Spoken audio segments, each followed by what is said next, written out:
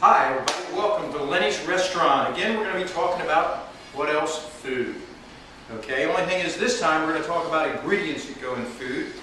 It's spring, it's the season for your garden a little bit, and have some fun with your food. So what we're going to be talking about today is some herbs. We're going to go very basic. We've got several herbs here that we're actually going to plant in our herb garden here at Lenny's restaurant. It's going to be things that we actually use in the restaurant. We have a variety right now. We'll start on this. We have fresh rosemary. This rosemary here actually came from my house. This is a tree that I call rosemary tree. These are a couple of basil plants that we intend to plant here, probably tonight or tomorrow. We're going to plant these outside in a larger pot, obviously. Last year we had a basil plant that my daughter took care of. It grew to be at least 4 foot tall.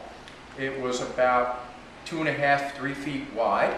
Okay, and at the end of the season in October, we had so much basil we didn't know what to do with it. So one of the little things we did, we're still using it. It's right here.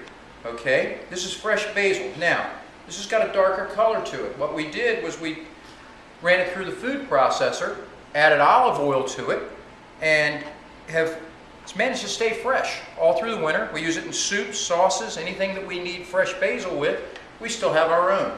Okay, we had about 3 times this amount that we were working with originally, and now of course it's fresh season time, so we'll be back to using basil leaves. Big thing when you're dealing with your herbs and you go to use them, you always want to, I like to trim them at the top. You don't want your herbs to flower.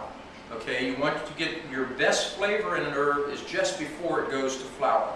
Okay, that's where it's the strongest. So when I go out to, say, get my basil, I try to trim it back about 4 or 5 inches from the top. You'll find your basil then, the stalk will grow thicker. It'll become, it'll get more leaves on it so that you're producing more basil.